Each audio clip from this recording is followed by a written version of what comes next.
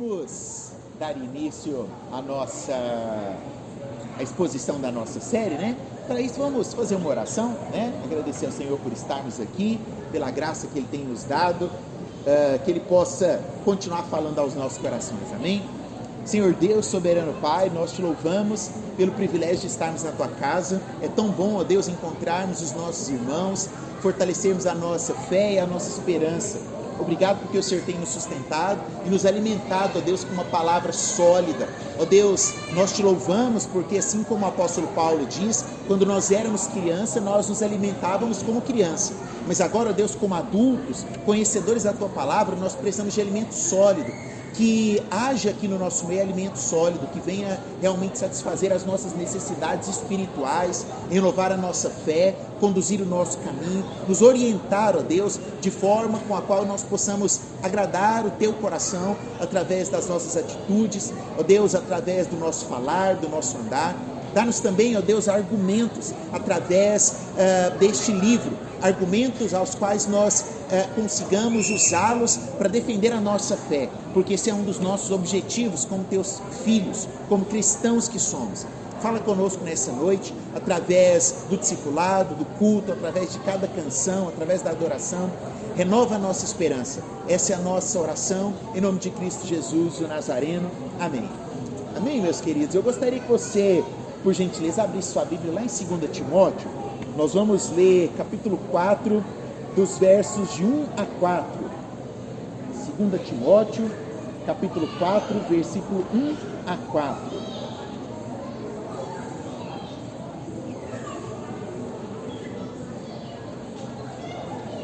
Hoje nós estamos no terceiro episódio, né, da nossa série, que é Cartas de um Diabo ao Seu Aprendiz.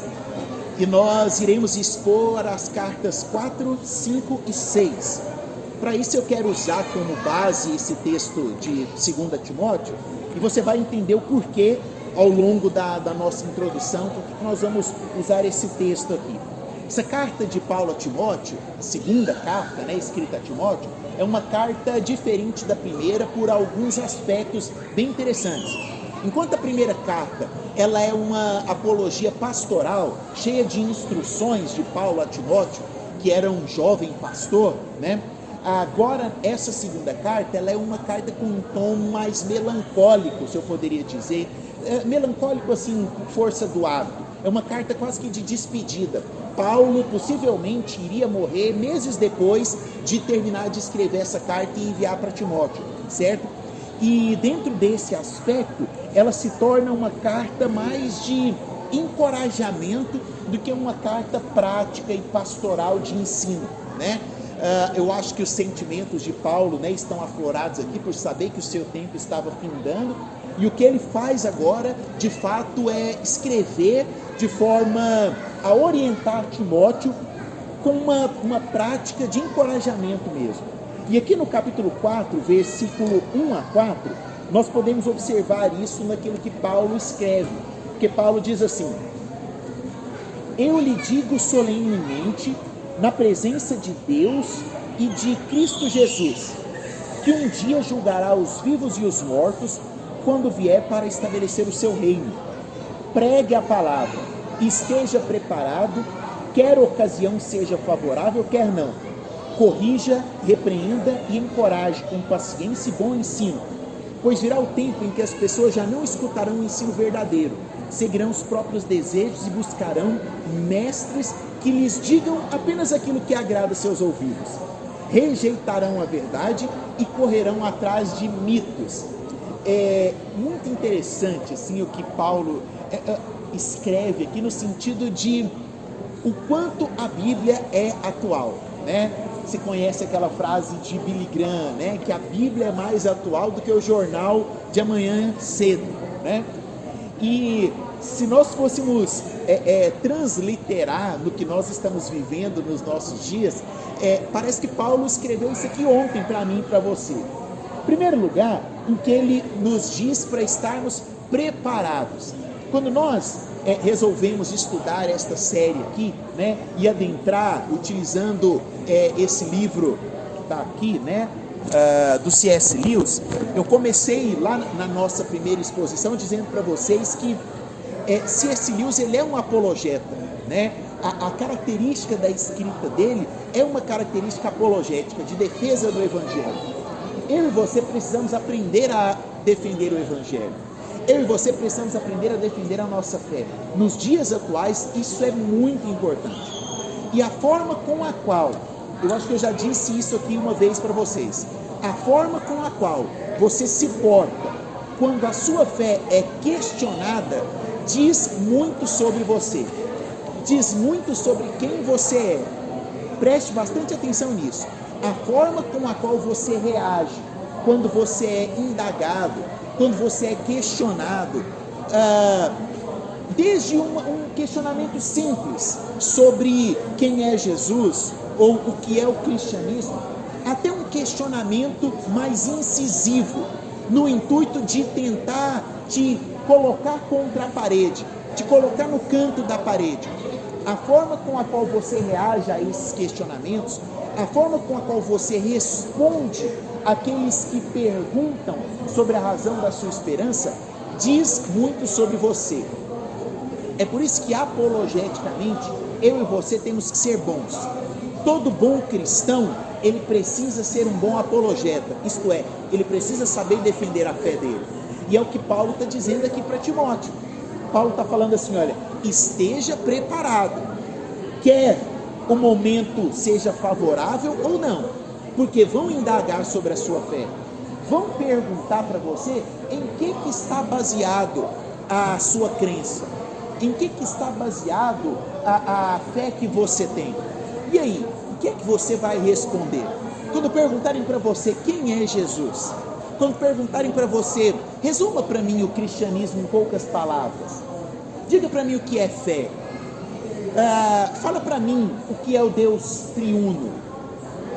Você crê mais no Antigo ou no Novo Testamento? Os dois não se contradizem? São perguntas simples, básicas, que eu e você precisamos tê-las na ponta da língua, se é que você se considera um cristão. E eu gostaria de te instigar através da mensagem dessa noite aqui. Porque o que Paulo está falando aqui para Timóteo é exatamente o que um líder tem que fazer. Ele fala assim, olha, corrija, encoraje, mas repreenda. E eu preciso perguntar para você isso. Eu preciso te questionar. Eu preciso saber se o que nós temos feito aqui todo sábado é um passatempo ou se isso aqui tem fundamentado a sua fé. E aí o que eu acho mais interessante é porque Paulo fala assim, porque virá o tempo em que as pessoas não escutarão o ensino verdadeiro, seguirão seus próprios desejos e seguirão mestres que lhes digam apenas aquilo que agrada seus ouvidos. Você já ouviu falar, né? Hoje tem se comentado muito sobre a teologia coach, que é a substituta da teologia da prosperidade. O que é a teologia coach? É exatamente isso aqui. É falar aquilo que as pessoas querem ouvir. Falar aquilo que massageia o ego das pessoas. Lógico, com toda certeza, você sentado aí, gostaria 1000 vezes de ouvir eu que vos digo aqui dizendo para você, olha, você é uma pessoa especial. Olha, você é um jovem de sucesso. Essa semana vai ser uma semana espetacular na sua vida. Pega essa chave. Não te empolgue, você vai sair daqui, nossa, pastor, hoje foi sensacional. Mas é meu objetivo aqui fazer determinadas perguntas para você. Perguntar, por exemplo, quanto tempo você gastou essa semana em oração. Perguntar para você se você tem certeza que o seu tempo de oração, eu fiz essa pergunta para mim hoje, no meu momento de oração. Você tem certeza que o seu tempo de oração dessa semana foi maior que o seu tempo de redes sociais? Porque se não foi, você está condenado a abraçar o capeta amanhã de manhã, se você morrer essa noite. Eu preciso te falar isso, é minha obrigação. Só que isso não agrada seus ouvidos. Isso não satisfaz aquilo que talvez você veio buscar aqui nessa noite. Todavia, o que Paulo está falando é que esse tempo vai chegar. E talvez esse tempo chegou. E ele diz o seguinte, para terminar: rejeitarão a verdade e correrão atrás de mitos. Existe uma conversa muito famosa de C.S. Lewis e Tolkien, que eu comentei com vocês na semana passada. Essa conversa, você acha o trecho dela que faz parte de um filme no YouTube, né? Ela virou um livro, Alistair McGrath escreveu um livro basicamente baseado nessa conversa. Foi uma conversa em setembro de 1931, que mudou a forma de C.S. Lewis enxergar o cristianismo e o evangelho. E com certeza influenciou de forma assim considerável o processo de conversão de C.S. Lewis. Nessa conversa, Tolkien é muito categórico para C.S. Lewis.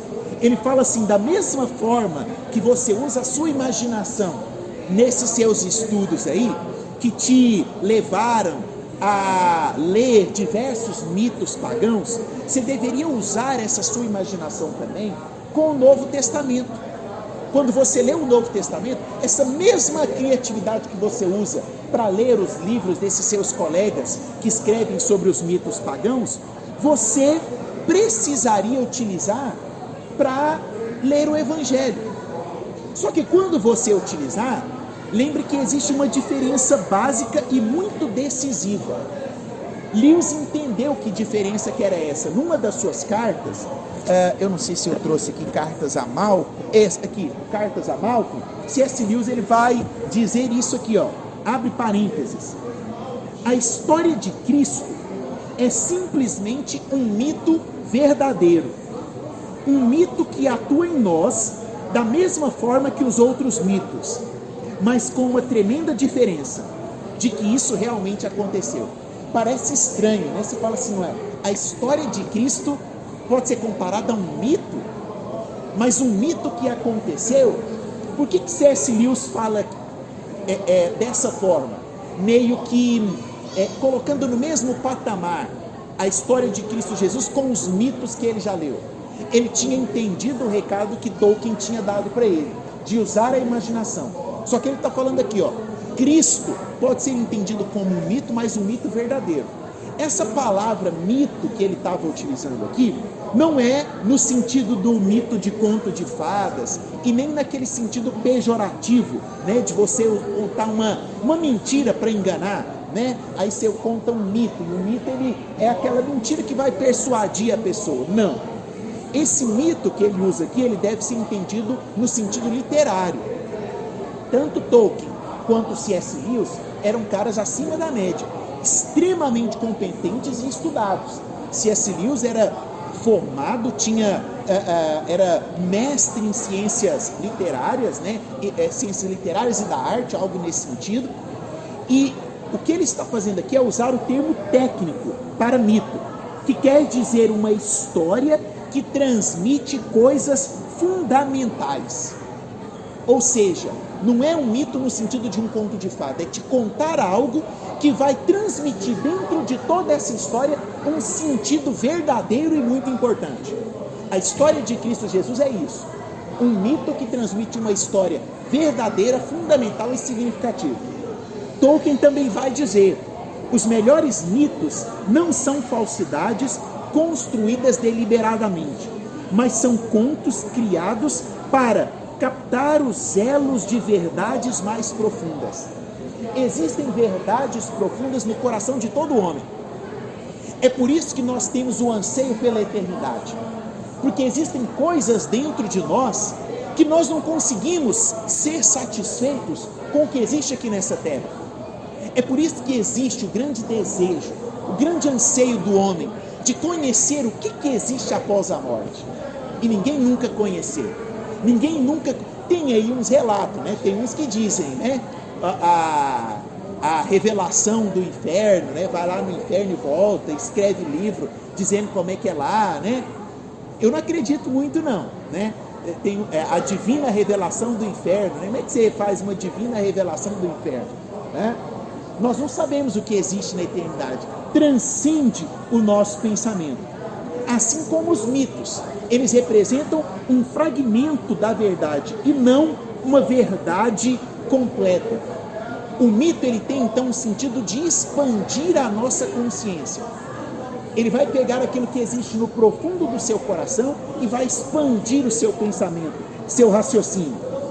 E aí, dentro desse sentido, o cristianismo, em vez de ser mais um mito entre todos os outros, ele é a realização de todas as religiões mitológicas.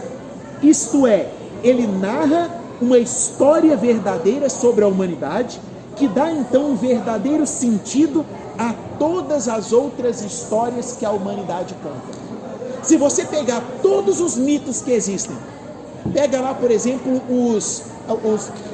os 12 feitos de Hércules, pega os diversos mitos que existem, todos esses mitos, não existe um sequer que não tenha uma raiz que faça uma conexão com a religião cristã. A religião cristã, ela é a base da qual todos os outros vão sugar, e é por isso que Lewis fala, aqui está o mito verdadeiro, um mito que verdadeiramente aconteceu.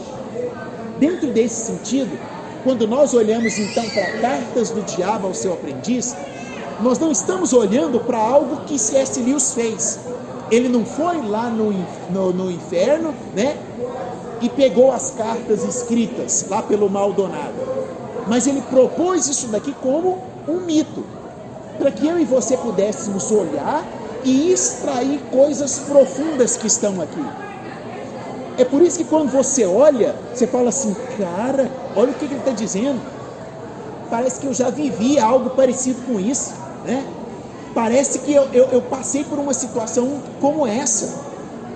Ou seja, ele está nos contando uma história, e é uma historinha, mas no formato de um mito, onde nós podemos ir lá e fazer um link com a nossa realidade. Assim, quando nós olhamos para a carta de número 4, nós temos aqui o início da carta com uma espécie de instrução sobre o processo da oração, né? Ele fala assim, olha, nós estamos pisando em terreno muito sensível, e aqui ele começa a dar instruções sobre a oração. Ele chama de um doloroso tema, né? Porque a ideia é manter o nosso paciente longe de qualquer tipo de oração. E aí eu preciso novamente, como Paulo fala, eu preciso te instigar, eu preciso pegar você aqui nessa noite e te colocar contra a parede. Eu preciso fazer essa pergunta, porque eu não nasci para ser pregador coach. Eu não sou discípulo do... Acho que esse eu posso citar, né? Tá dando muito like, né? Eu não vou falar. Vai que esse áudio, né? Segundo ele, ele tem... Quantos jatos que ele tem? Né? Eu não dou conta de pagar o processo, né? Enfim, eu não nasci para ser pregador coach. Então eu preciso que te perguntar, como Paulo falou aqui para Timóteo. Ele falou assim, olha, ensine, né? Dê um bom ensino, mas faça um favor, instigue as pessoas, jogue as pessoas que estão te ouvindo contra a parede. E eu preciso te jogar contra a parede.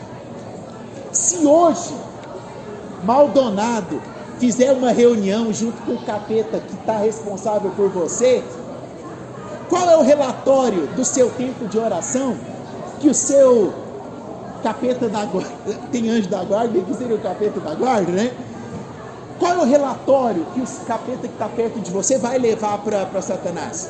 Qual é o relatório seu, Septimo, que vai ser dado para Satanás das suas horas de oração? Qual é o seu, Felipe Tebas? Qual é o seu, Natan? Será que é um relatório positivo? No sentido de, Instagram bateu 5 horas diárias. E a oração? Você não é crente, não? Eu preciso fazer isso com você nessa noite. Eu preciso te chamar, porque o Maldonado, ele começa a carta falando assim, nós vamos falar de um tema doloroso. Sabe por que é um tema doloroso? Porque é algo que ele tem medo. Samuel Chadwick disse o seguinte: Satanás não teme nada a não ser a oração. ele ri dos nossos esforços, zomba da nossa sabedoria, mas ele treme quando nós oramos. É por isso que o seu capeta da guarda está doidinho para chegar lá e dar um relatório muito positivo de que você orou 30 segundos por dia. Não deixe que isso aconteça. E é por isso que Maldonado começa a falar, e ele fala algo muito interessante sobre oração.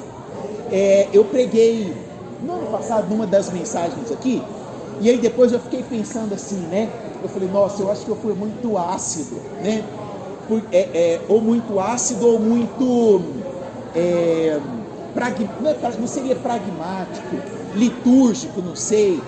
Porque eu falei aqui no altar, e o pessoal me deu uma olhada assim, meio de rabo de olho, né? Eu falei assim, você não pode errar o conjugar dos seus verbos na sua oração para Deus, não. Você tem que orar certo. Você não pode pedir Deus abençoa nós, está errado. Está errado. Você tem que saber orar, você tem que se portar. E aí eu falei isso, né? Eu falei que eu ensino. Teve uma vez que eu estava pregando para os meninos, eu falei assim, você não pode querer orar para Deus de cuecão dentro da sua casa não, no seu quarto não. Veste uma camisa, se porta com respeito diante da presença de Deus. Aí no livro lá, o Maldonado vai dizer, né? Ele fala assim, olha, deixa ele entender que esse negócio de mexer os lábios e dobrar os joelhos é uma coisa irrelevante. Cara, você já parou para pensar o poder que tem uma oração de joelhos dobrados? Eu fiz um compromisso com Deus uns 3 anos atrás, quando eu tinha lido, e eu passei por essa parte. Eu falei assim, eu não posso passar um dia sequer sem fazer uma oração de joelho. E aí eu coloquei um propósito. A minha última oração do dia, que é aquela oração, né, da cama, que geralmente você faz deitado, né? Quem nunca fez, né? Senhor, obrigado por esse dia, né? Esse dia que o Senhor me alimentou, ou o pão que o Senhor me alimentou. Quando você vê, você já está dormindo, você já está sonhando, né? Eu falei assim, de hoje em diante, minha última oração tem que ser de joelho. Nem que eu ore 30 segundos, mas vai ser de joelho. Porque isso é importante, mostra reverência. E Satanás treme quando nós nos portamos com reverência. A segunda coisa que ele fala sobre a oração é assim, ó, mantenha os pensamentos dele ocupado com seus próprios pensamentos. Não deixe ele extrapolar. Ou seja, manda ele olhar só para ele, pedir coisas, ser egoísta. Olha, é melhor não orar do que fazer uma oração egoísta. Começa a calcular o tempo da sua oração, os pedidos que você faz para você e o quanto de tempo que você ora pelos outros. Mas eu não estou falando os outros, sua mãe, seu pai, sua mãe, seu irmão e sua irmã, não. Eu estou falando pelos outros, pela aquela pessoa que você viu na rua pedindo uma esmola, pela guerra da Ucrânia. Eu vou falar da guerra do Hamas daqui um pouquinho. E aí a gente se preocupa só com... Aí a nossa oração não vira nada, não é oração. Porque oração não é para você ficar se preocupando só com os seus pensamentos. Ele fala assim, mas tem um detalhe, o inimigo não ficará de braços cruzados. Mesmo que a sua oração esteja sendo de 30 segundos, mesmo que você esteja orando de cuecão, espero que você não esteja, mesmo que você esteja gastando mais tempo pedindo por você do que para os outros, não para, por favor, esse é meu pedido para você, continua orando. Porque ele fala assim, ó, quando eles começam, o inimigo, aí ele está falando de Deus, não se aguenta em ficar de braços cruzados. Sabe o que isso mostra? Mostra que a oração, ela trabalha em nós. Quando nós estamos orando, nós estamos alinhando o nosso projeto de vida e os nossos propósitos com os propósitos de Deus. Aquele negócio, a oração muda a mão de Deus. A oração é a chave que Deus te deu para girar o cadeado. Deixa eu te dizer uma coisa. Não. A oração foi feita para mudar você. Quanto mais você ora, mais você se torna parecido com Deus. Mais os seus pedidos entram em acordo com aquilo que Deus tem para você.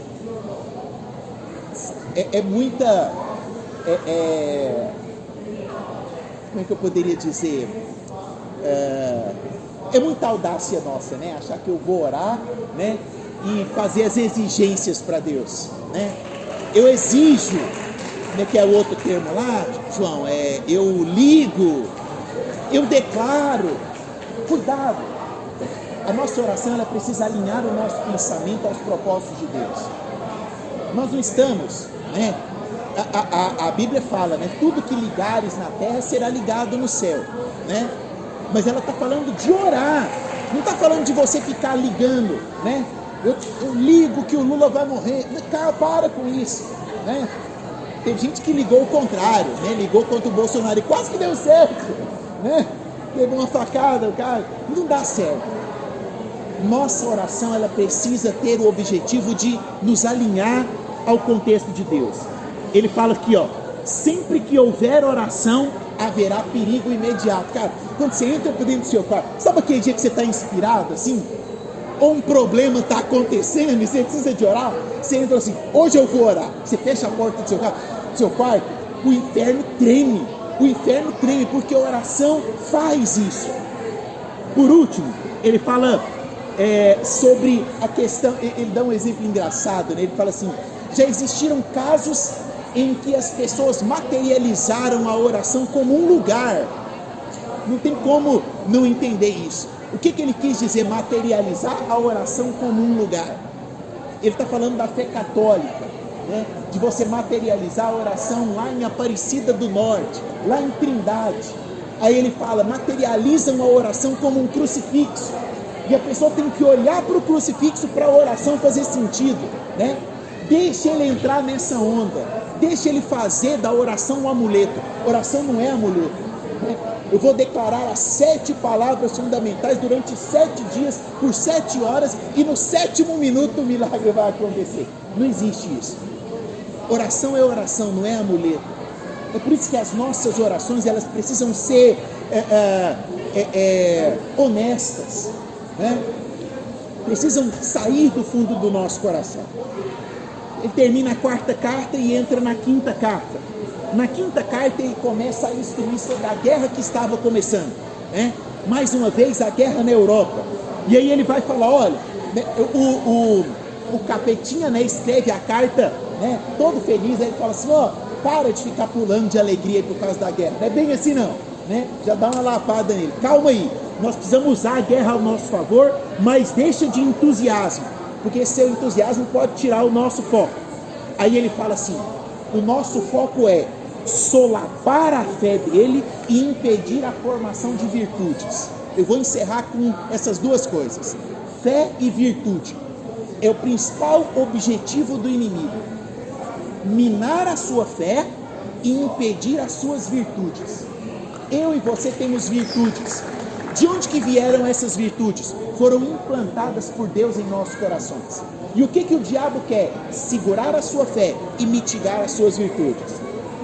Daí ele diz, olha, nós precisamos encorajar 2 coisas na guerra. A crueldade e a impiedade. Guerra serve para isso. Vamos encorajar. Entretanto, tome cuidado, porque a guerra também pode levar essas pessoas a buscarem o inimigo, porque é o que a tribulação faz. É durante a tribulação que as pessoas muitas vezes se direcionam para o inimigo. Sim ou não? Quando que você mais ora? Quando você está com problema, quando tem uma enfermidade, quando tem alguém precisando de alguma coisa, quando você vai fazer uma prova, é ou não é? Qual foi a semana que você mais orou na sua vida? Semana do Enem, capaz, né? E não está errado não, mas a gente deve continuar. Depois que você passou no Enem, você precisava dobrar para agradecer os 4 anos de faculdade, o fato de você estar lá dentro da faculdade. A tribulação nos leva para perto de Deus. E aí a guerra tem esse detalhe, ele fala, né? Ele dá um exemplo, ele fala assim, tem um outro demônio, o casca grossa, né? Ele já usou a guerra para atacar a fé. Mas lembre de uma coisa, naquela época, o inimigo já foram instruídos a enxergar o sofrimento como parte essencial da redenção. Isto é, existem alguns que foram para a guerra e sofreram, mas viram na guerra ali parte do sofrimento como objetivo para serem redimidos. Olha, quando eu e você entendemos isso, quando eu e você entendemos que a nossa vida não é, seja um jovem de sucesso, segunda-feira levante, respire um ar puro, acorde 4 da manhã, assista a live, beba 2 copos de água, né? Toma um banho gelado, né? Fala as 7 palavras do sucesso, pegou a chave, pegou, né? E depois que você pega a chave, sai e vai vencer. Não. Para. Tá errado. Sabe o que nos faz sair segunda-feira e vencer? Qual é a verdadeira chave que você precisa pegar para sair segunda-feira e vencer? A verdadeira chave é enxergar no sofrimento parte da sua redenção.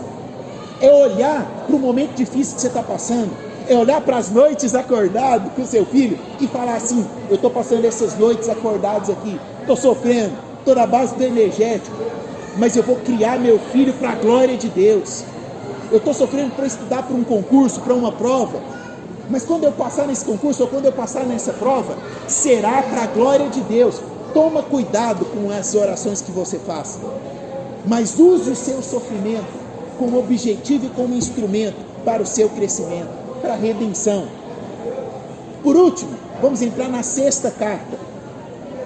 A 6ª carta, ela começa, né, com uma espécie de felicidade ali, e aí nessa felicidade passageira que ele tem, é por conta dos aspectos da guerra. Mas ele fala assim, ó: eu estou feliz porque, pelo que você me mandou, seu paciente tem a idade para o alistamento. Mas eu não estou feliz pelo fato de que ele vai para a guerra não, tá? Calma aí. Eu estou feliz porque isso vai gerar uma incerteza no coração dele. Olha que coisa! Você sabe que o que mais mexe conosco não é, por exemplo, você receber uma má notícia. Porque quando você recebe o diagnóstico, está lá, não é? Não sei se você já passou por algum episódio assim, mas suponhamos, né, alguém na família recebe, chega lá o telefonema: fulano de tal está com câncer. Se assusta, né? Agora quando chega assim, olha, fulano de tal vai fazer o exame de mama porque a suspeita é câncer, aí seu coração acelera, você está na incerteza, né? O câncer também, né? Porque você fica na incerteza, e agora, né? Vai fazer o tratamento, vai ser recuperado, a incerteza mexe conosco, principalmente comigo e contigo, cristãos, jovens cristãos. A incerteza do nosso futuro, a incerteza do que será o ano de 2024, a incerteza do nosso país. Todas essas incertezas abalam o nosso interior, e o Maldonado fala assim: usa essas incertezas. Não é a questão dele estar indo para a guerra não, é que ele ficar apreensivo, porque ele vai ficar tão apreensivo, tão preocupado, que ele vai deixar de orar. Você já percebeu isso? Quando você fica preocupado, o que você tinha que fazer? Ajoelhar e orar. E aí o que você faz? Você vai chorar, você vai extravasar a sua raiva em outras pessoas, mas orar que é bom nada. Ele diz assim, olha: não pense no medo como uma cruz designada, mas use o medo como a fonte a qual você pode gerar incertezas dentro do coração desse jovem que você está tomando conta. E aí ele coloca algo muito precioso, que ele fala assim, olha, vamos usar essa guerra para colocar ele na incerteza de 2 lados. O lado que é o lado, só vou pegar o termo exato que ele usa aqui, ele usa assim, olha, use a guerra como um modelo dramático. Esse modelo dramático, onde ele consiga externar a raiva dele aos bodes expiatórios. Ele fala assim: perceba se ele está de um lado militante conservador ou se ele está de um lado militante fascista. Use isso no sentido de mexer com a fé dele, porque ele vai pegar todo o ódio dele e vai jogar em cima do Hamas. Ele vai falar, esse Hamas é isso, esse Hamas é aquilo. Quantos crentes você viu nas redes sociais fazendo post contra o Hamas? Não estou dizendo que o Hamas está certo, ok? Amém, irmãos?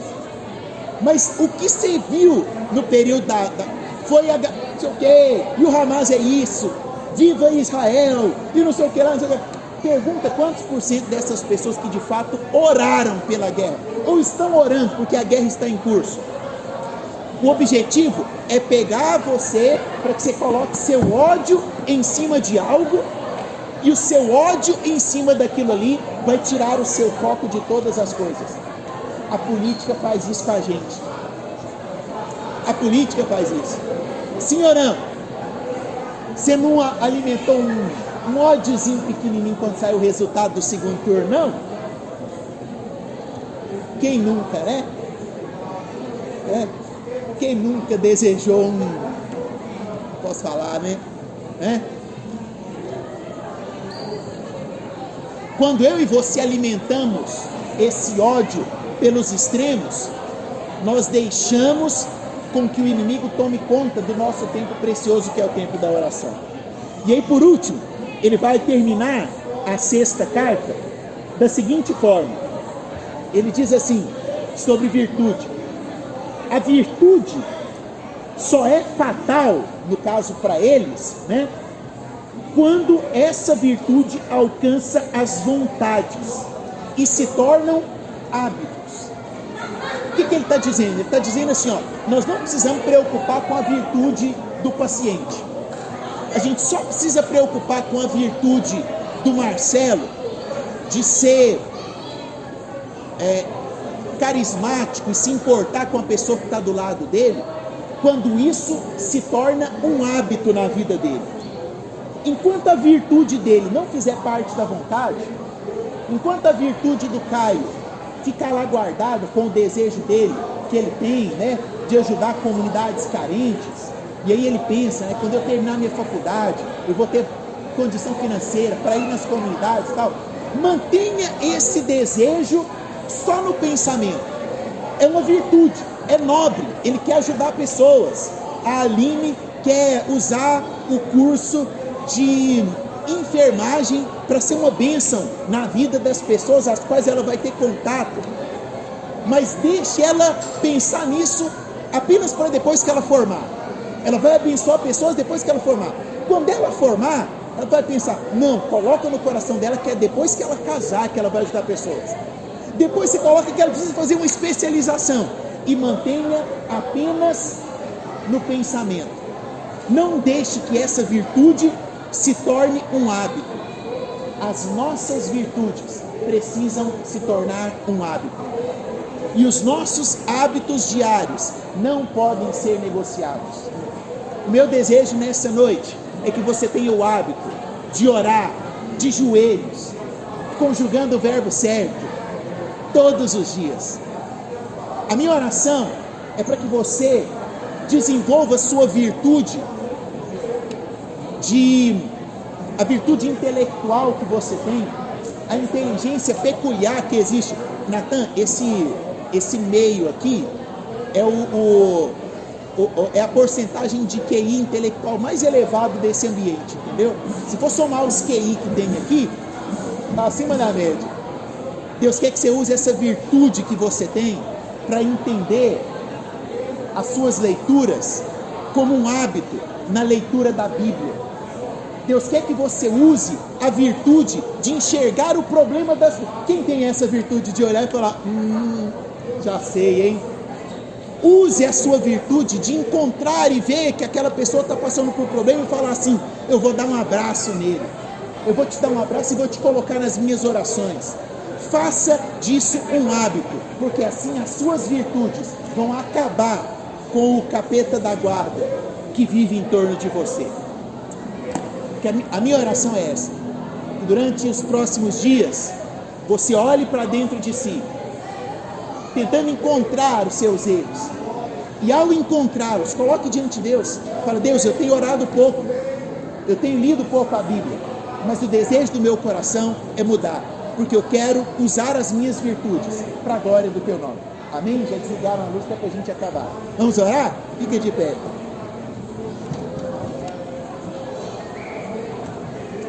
Senhor Deus, nós cremos no Teu nome e queremos usar cada uma das nossas virtudes para a glória do Senhor. Nós rendemos o nosso coração diante do Teu altar, crendo que nós precisamos nos aprofundar muito mais na nossa vida devocional contigo. Portanto, Senhor, usa-nos conforme o Teu querer. Que os ensinamentos, ó Deus, desses capítulos desse livro sirvam como fundamento para a nossa fé. Essa é a nossa oração nesta noite, em nome de Cristo Jesus de Nazaré. Amém, amém e amém. Que Deus te abençoe em nome de Jesus.